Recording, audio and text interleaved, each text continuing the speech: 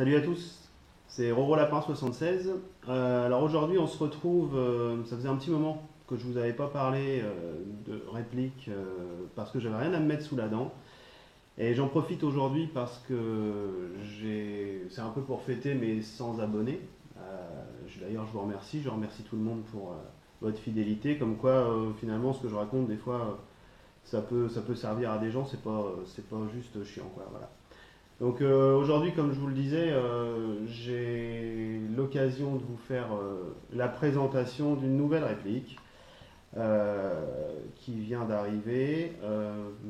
Alors cette réplique est intéressante parce que c'est une marque que moi je ne connaissais pas depuis peu, enfin que je connais pardon depuis peu, qui m'a tout de suite attiré quand j'ai vu surtout la présentation sur une publicité YouTube.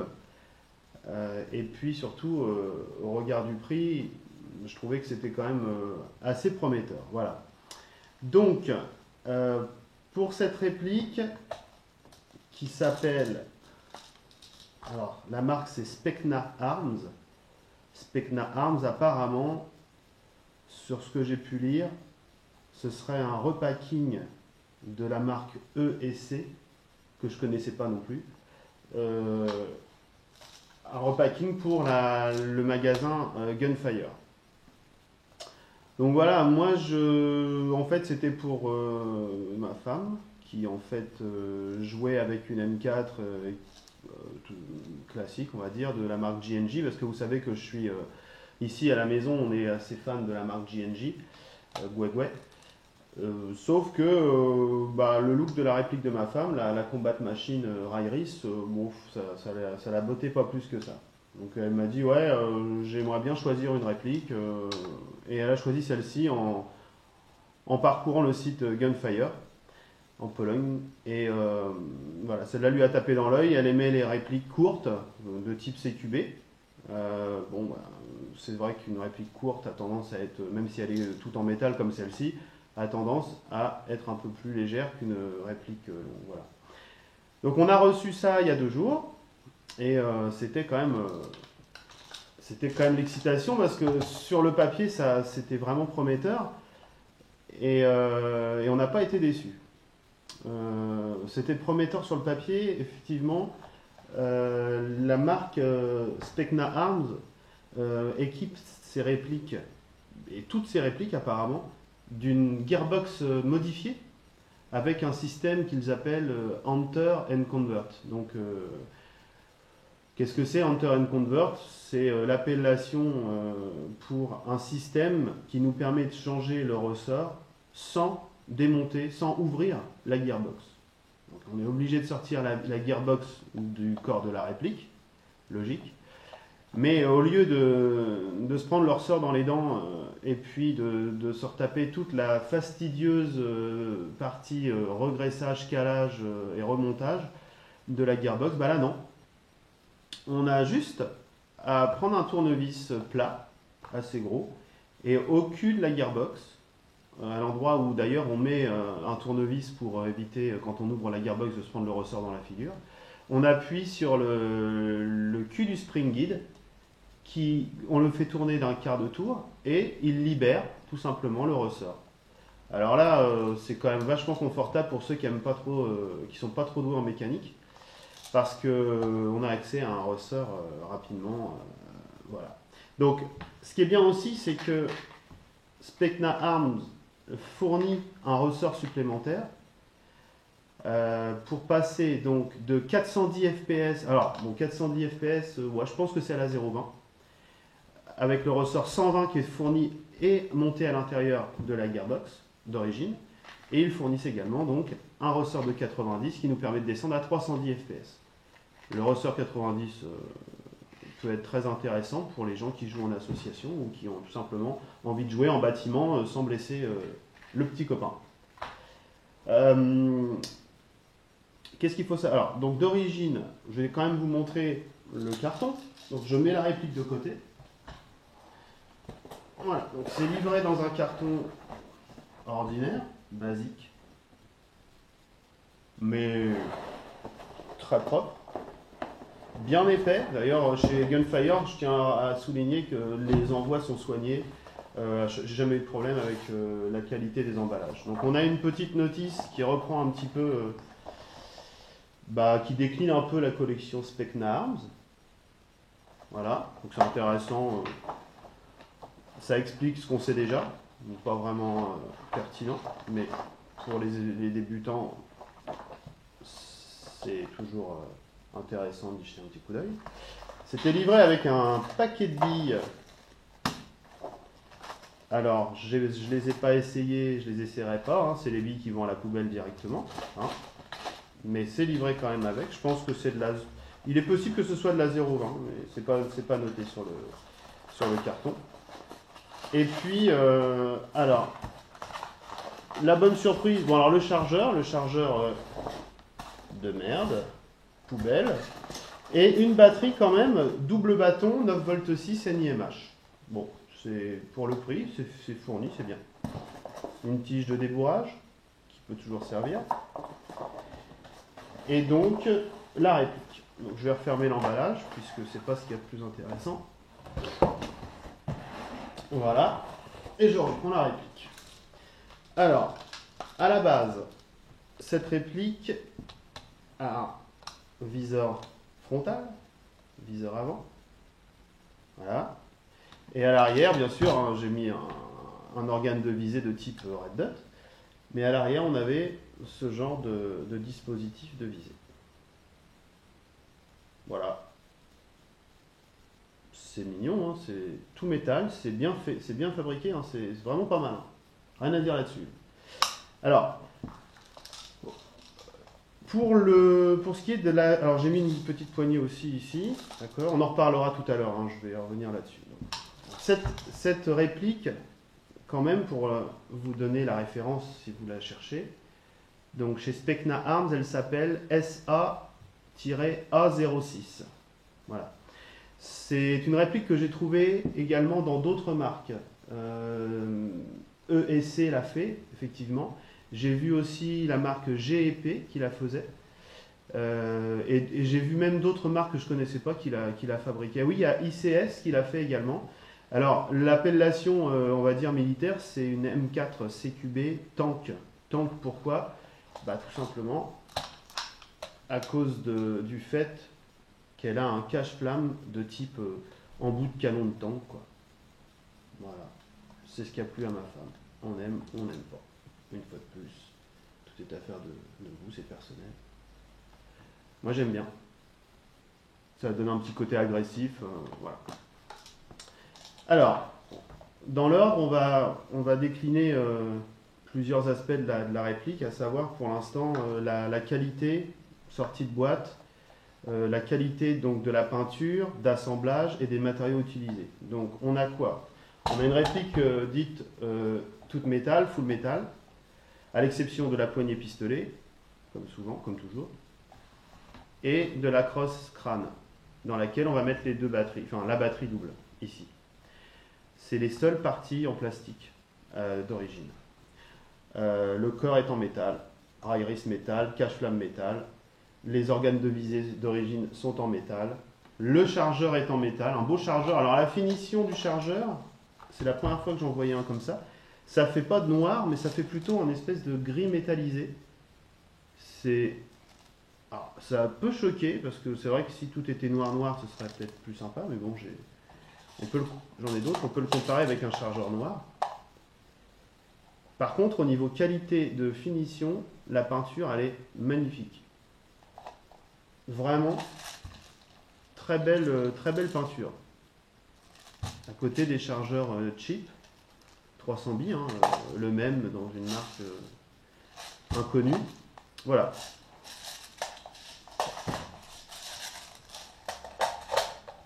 Ça s'enclenche très bien. Le jeu qu'il y a dans le chargeur et le puits de chargeur est complètement raisonnable et équivalent à toutes les M4. Voilà. Donc, ensuite, la peinture. Alors là, j'ai été plus que agréablement surpris. C'est par cette belle peinture noire d'aspect légèrement satiné avec un marquage laser sur les côtés. Alors voilà, hein, Specna Arms Industries, ici, et de l'autre côté, donc, Marine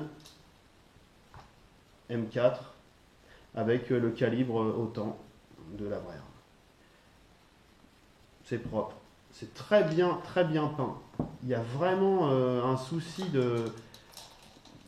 comment dire, de perfection sur la peinture, sur cette réplique. Vraiment, c'est très agréable. L'assemblage également.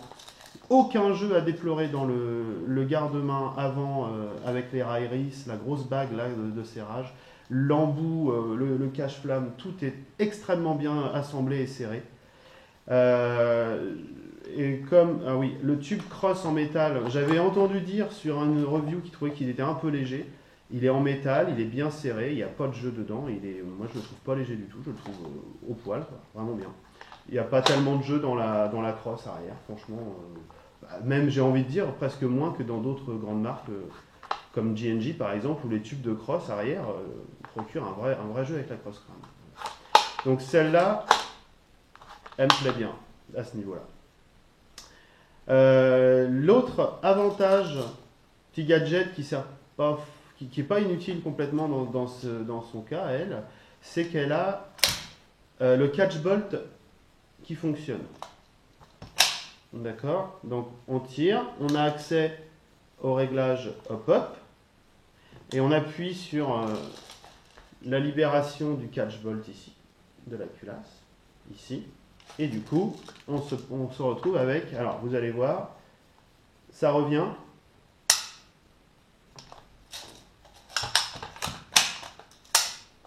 Pas beaucoup dans mon cas, mais je sais pourquoi.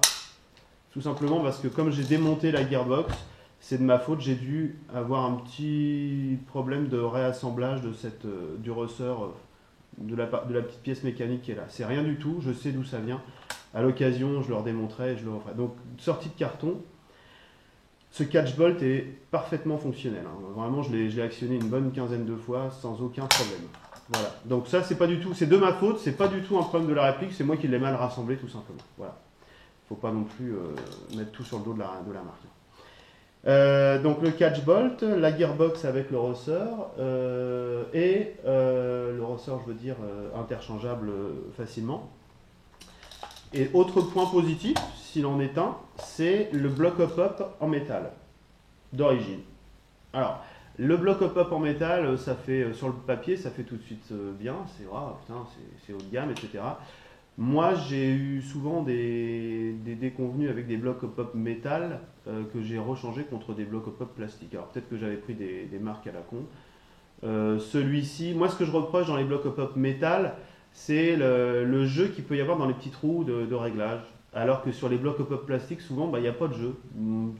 J'ai peut-être pas eu de peau avec mes blocs hop-hop métal. Celui-là, il est bien. Il y a un petit peu de jeu aussi dans la roulette, mais au réglage, ça bouge pas. C'est assez ferme, c'est assez franc. Donc, bon, on va dire que pas de problème avec celui-ci.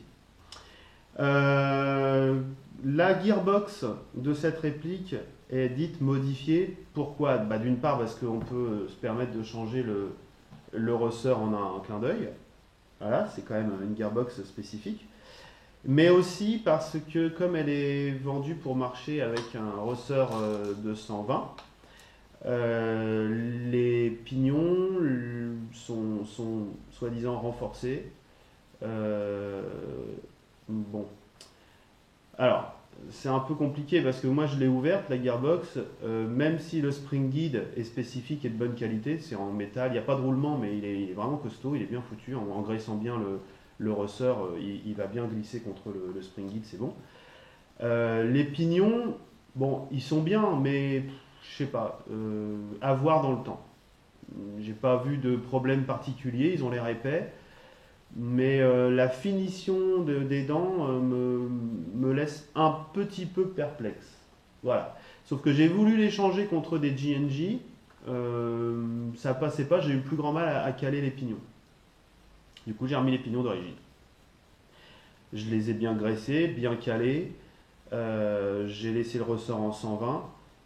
Et puis, qu'est-ce que j'ai fait? J'ai changé le piston. Alors, le cylindre est banal, standard. Mais par contre, le piston, c'était ça. Donc en polycarbonate, je pense. Donc il a l'air costaud. Première dent en métal. Mais quand, tête de piston ventilé, mais moi j'appelle pas ça ventilé parce que les trous ils sont tellement petits que ça ventile pas grand chose.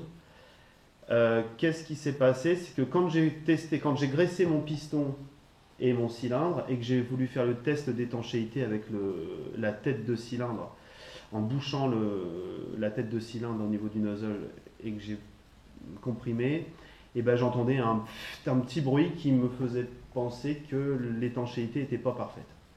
Du coup, ça m'a pas plu du tout.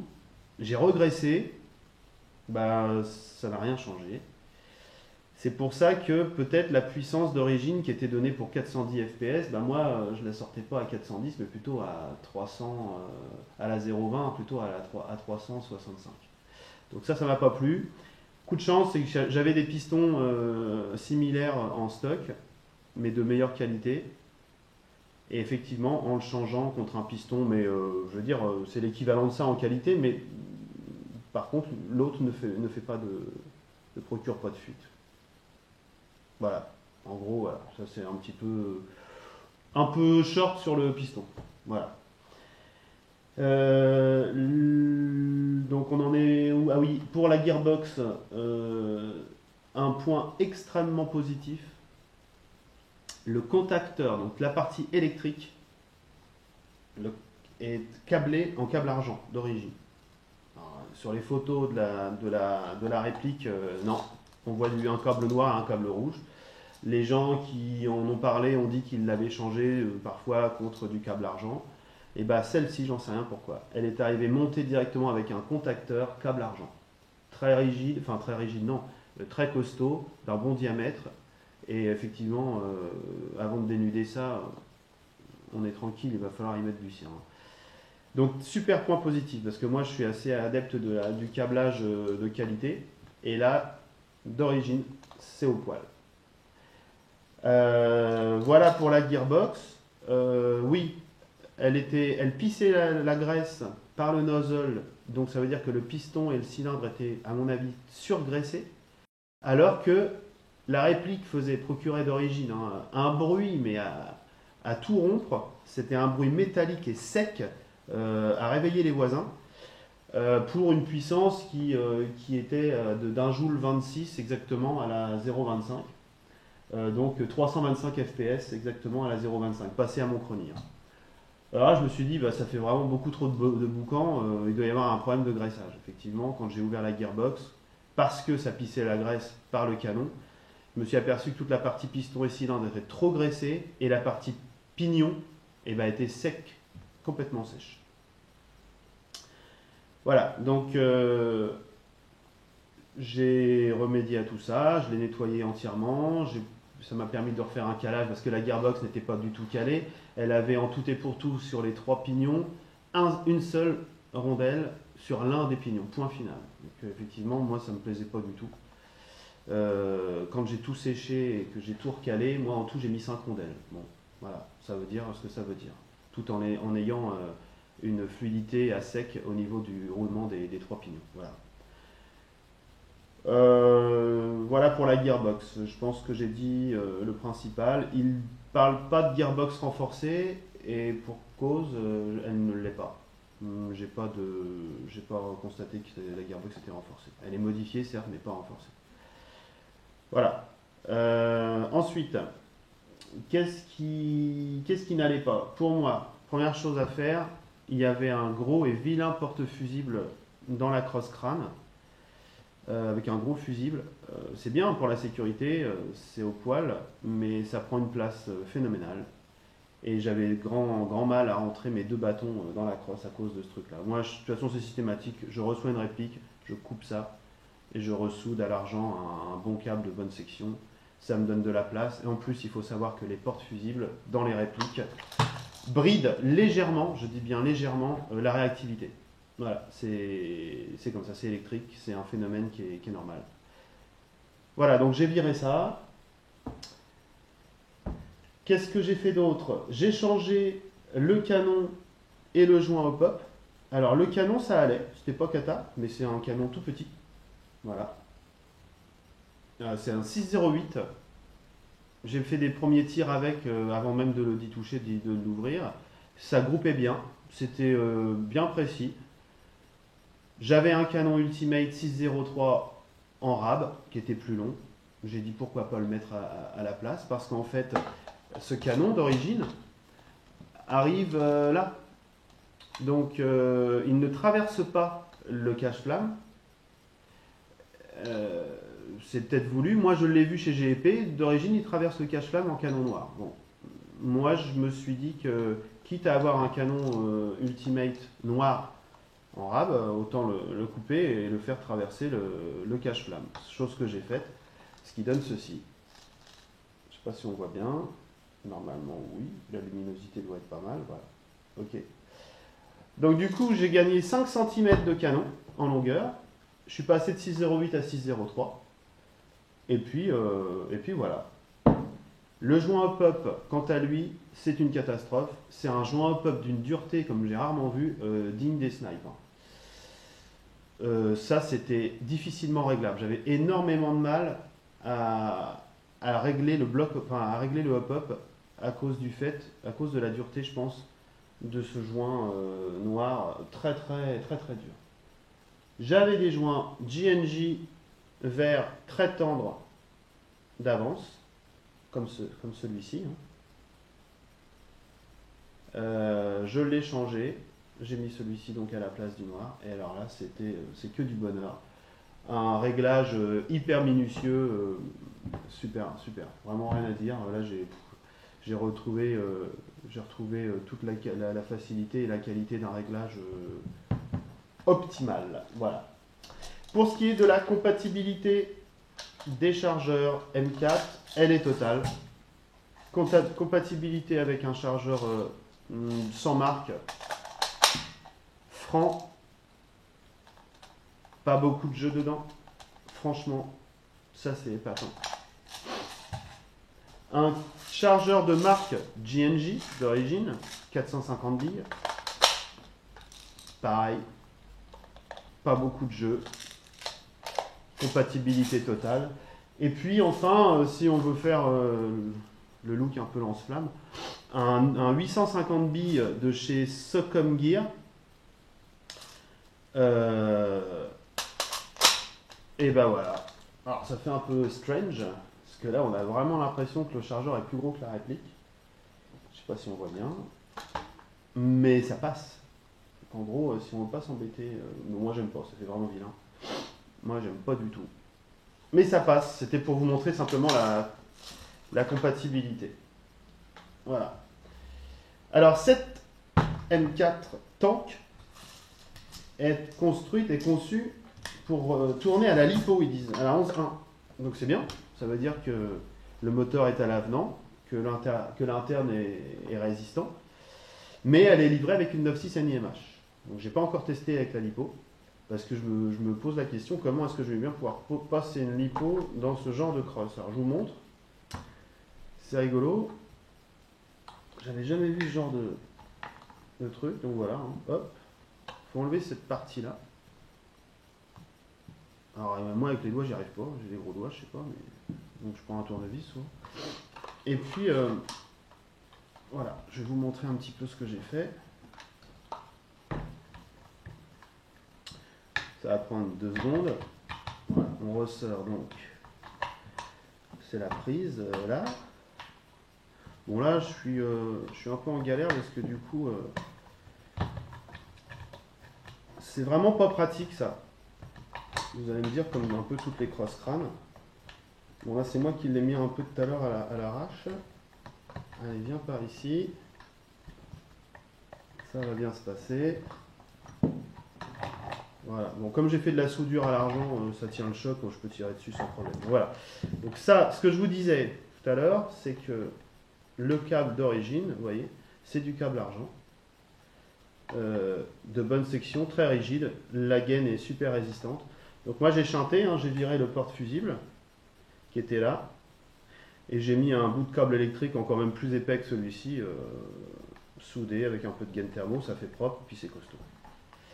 Donc, voilà ce qui est donné avec, en termes de batterie, 8 éléments, 9 volts 6, 1100 mAh. Je ne sais pas ce qu'elle donnera dans le temps, mais au moins, elle a le mérite d'être fournie.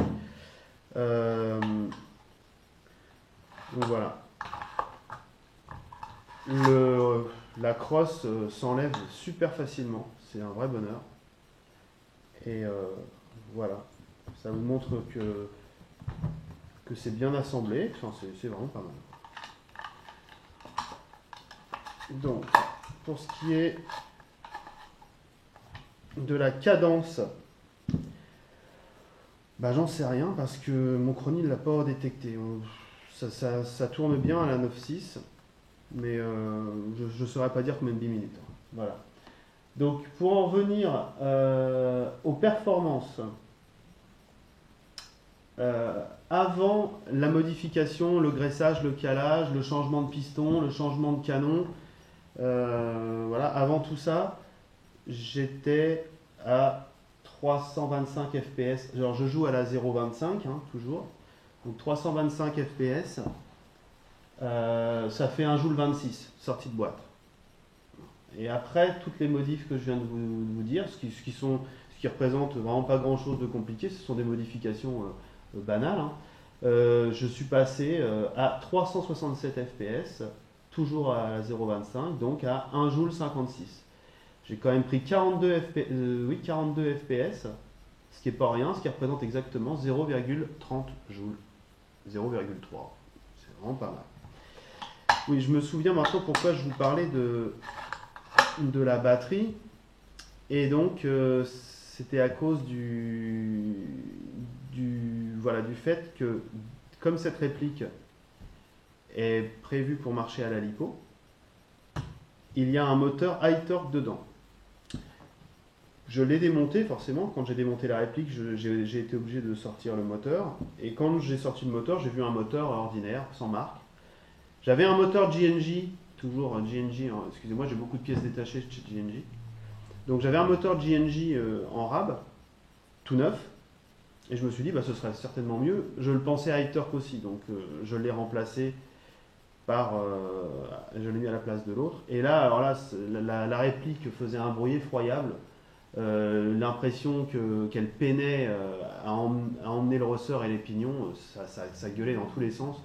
Et là, je me suis dit que finalement, le moteur d'origine devait vraiment être un high torque et que le GNG que j'avais devait être un high speed ou quelque chose comme ça.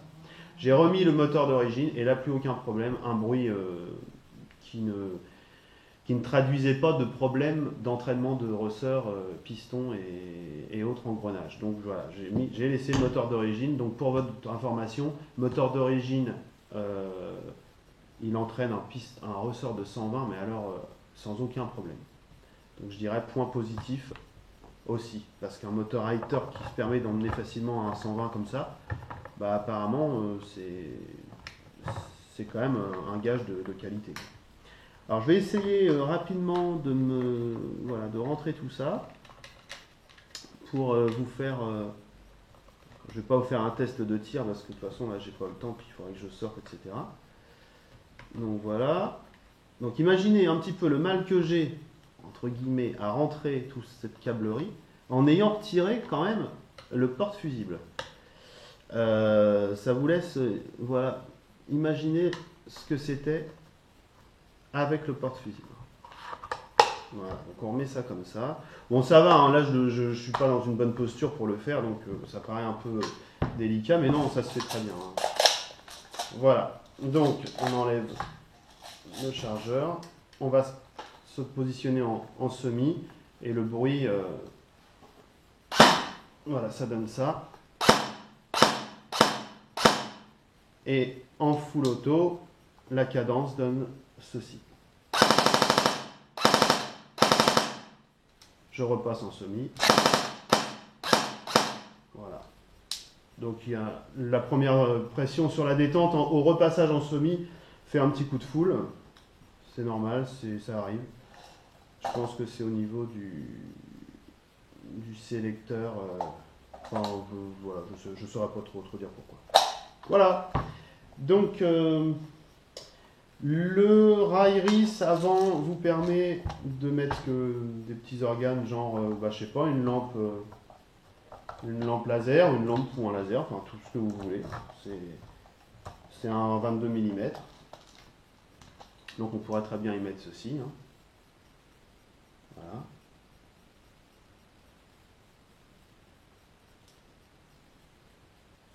Voilà. Ça peut servir. Pour le bâtiment, un bâtiment sombre, c'est au point. Ok, donc je réfléchis à ce que j'aurais pu oublier. Là, je pense pas grand-chose. Oui, bah évidemment, la précision, la portée, suis-je bête. Donc en fait, on n'a pas encore, comme je l'ai reçu avant-hier, je l'ai modifié hier. J'ai fait que des tests de tir dans le jardin. C'est extraordinaire. Alors là, pour le coup, la surprise est totale. Pour une réplique de ce prix-là, parce que je vais quand même vous donner son prix, hein, c'est très facile, ça coûte 175 € chez Gunfire. À ça, vous rajoutez 4 € de frais PayPal et puis je crois quelque chose comme 5 € de conversion entre le zloty polonais et l'euro. Bref, pour 180 €, vous avez cette réplique-là, avec des petites choses à changer, mais vraiment rien de prohibitif et surtout rien d'extrêmement onéreux. Alors, la précision, je reviens sur la précision, ça groupe bien. Alors, avec dans la configuration telle que je l'ai mise moi, hein, donc voilà, il ne faut pas non plus se méprendre, on n'est pas sur la réplique complètement d'origine. Telle que je l'ai mise moi, j'ai un très bon groupement, mais le plus important, c'est, mis à part la puissance, c'est la portée. Alors, est-ce que ça vient du canon plus du joint hop-up GNG qui est vraiment très tendre et vraiment de bonne qualité le bloc hop-up peut-être joue son rôle correctement également. Mais là, au niveau portée, c'est bien simple. Et là, ça m'embête même de dire ça, c'est que c'est la réplique de toute la maison. On est 4 à jouer à la maison, on doit avoir 11 répliques longues, des hauts de gamme, des moyens de gamme et des bas de gamme de toujours cette marque GNG. Et bah c'est cette réplique-là qui a la meilleure portée. C'est bluffant, j'en vois dans un poteau électrique à 70 mètres. C'est incroyable, un poteau électrique ça fait quoi? Ça fait 35, 40 cm, même pas 30 cm de largeur. Et bah à 70 mètres, je suis dedans. C'est bluffant. Alors évidemment, il y a de la puissance, hein. Comme je le dis, on est à 367 fps à la 0,25, 1 joule 56. C'est pas anodin, hein, mais quand même, j'ai des répliques d'un 1 joule 3, 1 joule 36 à la maison qui dispersent au bout de passer les 40 mètres. Quoi. Donc là c'est un sans faute. Ça marche. Quoi. Voilà, ça méritait d'être dit. Du coup, moi, ça me donne envie d'approfondir un petit peu cette marque-là, parce que qualité d'assemblage et des matériaux top, peinture superbe, gearbox très intéressante. Là, si j'ai envie de mettre un ressort de 130, ça va être super facile. On va pouvoir changer la pignonnerie si on a envie. Donc on peut vraiment, la base est excellente pour en faire quelque chose de vraiment haut de gamme. Quoi. Donc, bon, rien à voir avec la marque Dragon Guns que je vous avais décrié lors d'une présentation. D'ailleurs, où je m'étais repris en 2 fois. Là, j'avais fait d'abord une présentation de la Dragon Guns et puis j'avais fait une contre-review, une contre-présentation parce que à l'utilisation, elle avait pas été à la hauteur de ce que j'en avais vu sorti de boîte. Donc voilà, mais ça n'a rien à voir. Là, on est vraiment sur un niveau vraiment supérieur. Donc voilà. Je pense pouvoir refaire une review, une contre-review à l'issue d'une ou 2 parties. C'est ma femme qui l'essaiera. On verra bien ce qu'elle en pense, parce qu'elle est quand même vachement objective. À chaque fois qu'elle a eu entre les mains des répliques de plus ou moins bonne qualité, elle a été capable de le dire. Donc j'attends. Pas ce week-end-là, mais le week-end prochain, on joue. Je verrai avec elle. Elle me dira et je ferai sûrement une contre-review pour confirmer ou infirmer ce que je viens de dire au niveau de la qualité de la réplique et des performances. Voilà, bon bah écoutez, je vous remercie d'avoir suivi cette présentation. qui était un petit peu un retour aux présentations de répliques parce que ça faisait un moment que j'avais rien sous la dent. Et puis surtout pour aussi remercier et fêter un peu mon centième abonné. C'est pas grand chose, hein. C'est un peu ridicule pour les grands youtubeurs, mais moi je fais ça quoi je fais simplement ça pour mon plaisir. Donc bah voilà, c'est sans abonnés. J'ai quelques petits commentaires parfois des uns et des autres. Je réponds quand je peux, quand j'y pense, quand j'ai le temps. Et puis bah ça me fait plaisir. Voilà. Donc bah, je vous souhaite une bonne journée et à très bientôt pour une nouvelle, soit une présentation ou quelques vidéos de partie, voilà, le dimanche. Allez, au revoir.